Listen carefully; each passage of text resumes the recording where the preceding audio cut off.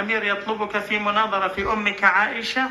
يعني أنا أقبل على نفسي يا جماعة إني أناظر هذا الشخص إذا كان مثلا شيعيا، أنا أناظر بأمنا السيدة عائشة؟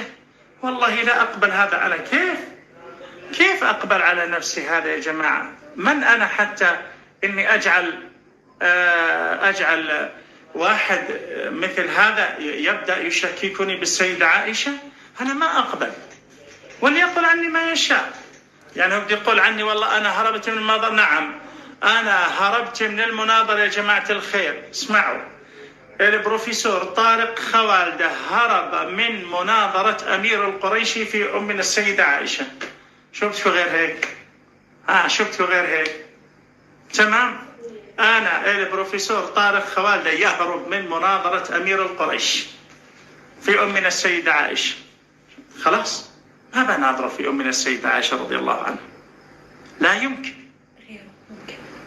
أما والله واحد بده يناظرني مثلا ببعض الأمور، في بعض يناظرني بمسائل فقهية، مسائل جميلة الناس تستفيد منها، أنا مستعد أناظر من شاء، ومستعد أجلس 10 ساعات في المناظرة، لا مشكلة عندي. أما أنا أجعل أمي السيدة أجعلها عرضة وأنا أسمع السب والقذف والشتم، أنا لا أستطيع. هذا حرام.